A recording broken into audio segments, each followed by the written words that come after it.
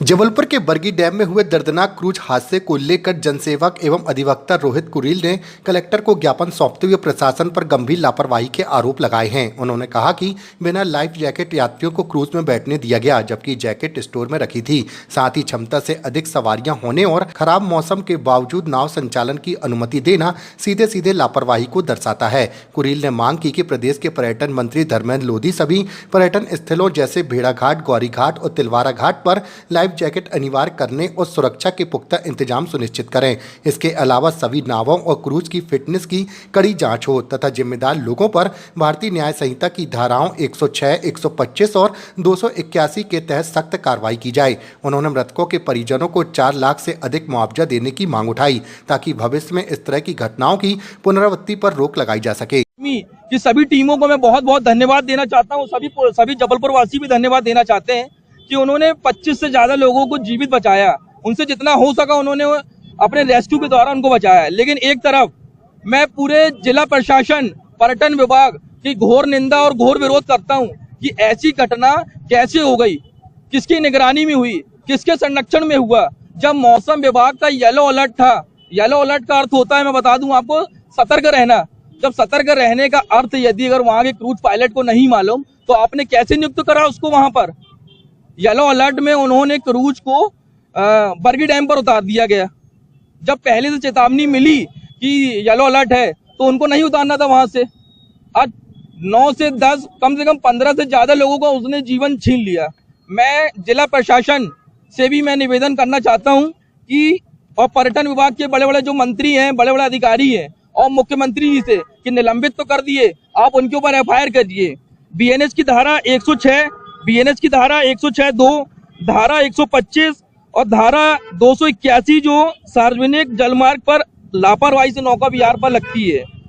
और मैं मुख्यमंत्री जी से कहना चाहता हूं, आप एक ऐसा आदेश पारित कीजिए और पर्यटन विभाग के मंत्री से भी एक आप ऐसा आदेश पारित कीजिए जो जबलपुर नहीं पूरे मध्य प्रदेश में जो जलाशय हैं, जैसे जबलपुर में भेड़ाघाट हो गया, पंचवटी हो गया, नर्मदा हो गए और तिलवारा हो गए, यहाँ पर सेफ्टी जैकेट आप अनिवार्य कीजिए। और जो भी सेफ्टी जैकेट का पालन नहीं करता आप उनके ऊपर जुर्माना लगाइए और जो भी वहाँ के टेंडर है उनको भी निरस्त कीजिए। मैं देखता हूँ पंचवटी में वहाँ पर नौका विहार धड़ल्ले से की जा रही है, वहाँ पे कोई सेफ्टी जैकेट का उपयोग नहीं किया जाता। और मैं पर्यटन विभाग के मंत्री से कहना चाहता हूँ कि यदि अगर जिला प्रशासन के कलेक्टर साहब यदि अगर जिला नहीं संभालना चाहते, नहीं संभाल पा रहे हैं तो उनसे आप इस्तीफे की मांग करते हैं आज हम उन पर कि इतनी बड़ी घटना हो गई, जिला प्रशासन क्या कर रहा है?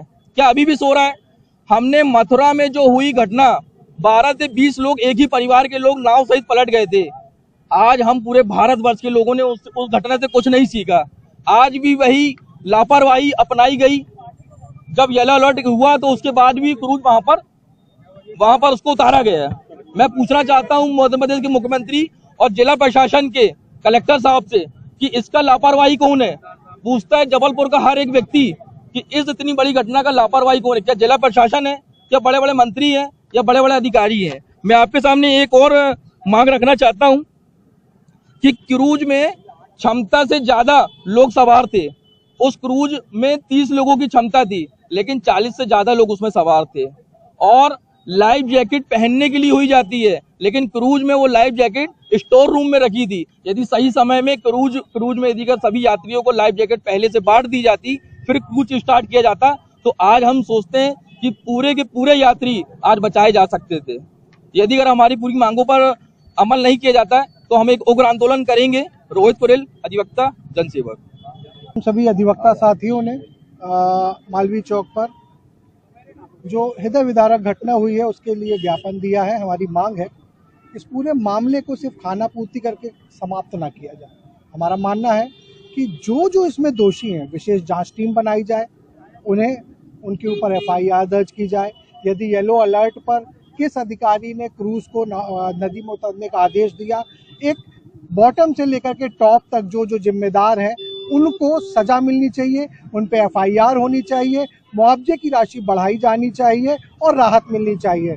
हमारा आंदोलन करने का, ज्ञापन देने का और श्रद्धांजलि देने का एकमात्र उद्देश्य यह है कि मामले की लीपापोती न की जाए, बल्कि सच्ची श्रद्धांजलि दे करके उन सभी दोषियों को सीखचे के पीछे ले जाया जाए जो इसमें इन्वॉल्व थे। मेरा एक बार फिर से निवेदन है, गुहारी घाट, जिलहरी घाट, तिलवारा घाट, बेड़ा घाट, जहां पर भी नौका विहार हो रहा है, जिला प्रशासन से हम अधिवक्ताओं की करबद्ध प्रार्थना है, हम किसी का विरोध नहीं करते हैं, लेकिन एक ऐसा ट्रेनिंग कैंपेन चलाया जाना चाहिए जिसमें वे बाकायदा नाविकों को ट्रेनिंग करें, उनके असिस्टेंट को ट्रेनिंग दें, एक सर्टिफिकेशन दें, ताकि नाव में बैठने वाला हर जबलपुर वासी और यहाँ देश विदेश से जो लोग आते हैं वो अपने आप को सुरक्षित समझें। विकास सोनी, अधिवक्ता, उच्च न्यायालय जबलपुर। में जो हादसा हुआ है वो साधारण हादसा नहीं है। शासन की नाकामी और प्रशासन की लापरवाही एक हत्या है। नाव में 40 से 50 लोग लगभग मौजूद थे, जिसमें से 9 से 10 लोगों की अभी जिनकी जान चली गई है, कुछ लोग लापता हैं। है ना, मैं पूछना चाहता हूं हमारे जो कलेक्टर साहब हैं और एसपी साहब हैं, आखिर जो अधिकारी थे वहां पे, जो कर्मचारी थे, जो जवाबदेही है, उनके ऊपर क्या एक्शन लिया गया है? सिर्फ उनको क्या निलंबन बस करे जाएगा? हम ये चाहते हैं कि उनके ऊपर FIR किया जाए और उनके ऊपर केस चलाया जाए। हमारे पर्यटन विभाग के जो मंत्री जी हैं वो भी जो खामोश हैं, वो खामोश हैं। तो खामोशी क्या कहती है? उनको कुर्सी छोड़ देनी चाहिए, क्योंकि कुर्सी जनता की सेवा के लिए होती है, ना कि जनता की जान लेने के लिए होती है। जो चले गए हैं उनका नाम बस नहीं है, वो किसी के घर के पिता, किसी के बेटा, किसी की माँ, किसी का पूरा घर, पूरी जिंदगी थी। नाम एडवोकेट इमरान अहमद। आज हम यहाँ भारी मन से एकत्रित हुए हैं। बरही क्रूज हादसे में हमने अपनों को खोया है। उन मासूम जिंदगियों और परिवारों के प्रति मैं अपने और आप सभी की ओर से भावपूर्ण श्रद्धांजलि अर्पित करती हूँ। ईश्वर उनके परिजनों को और यहाँ असीम दुख सहने की शक्ति प्रदान करे। लेकिन साथियों, क्या हमारा यहाँ पे मौन धारण करना ही काफ़ी है? यह हादसा कोई दैविक आपदा नहीं है, यह प्रशासन की ओर से घोर लापरवाही है। सुरक्षा मानकों की अनदेखी का नतीजा है। एक अधिवक्ता होने के नाते मैं यहाँ सवाल पूछना चाहती हूँ कि क्रूज के पास वैध फिटनेस सर्टिफिकेट था या नहीं था? क्या क्षमता से अधिक लोग सवार थे या नहीं थे? क्या आपातकालीन सुरक्षा के प्रति पुख्ता इंतजाम वहाँ मौजूद था या नहीं था? जब शासन और प्रशासन अपनी जिम्मेदारी से पल्ला झाड़ता है तब ऐसे हादसे अक्सर होते हैं। यह फिटनेस नहीं, यह एक एक्सीडेंट नहीं है, बल्कि यह प्रशासनिक तंत्र का वहाँ काला सच है, जिसको हम हत्या नहीं मान सकते। क्या हमें यहाँ हत्या मानने में कोई भी किसी भी तरह का पछतावा या किसी भी तरह का दर्द महसूस नहीं होगा? क्योंकि यह एक प्रकार से हत्या ही तो है।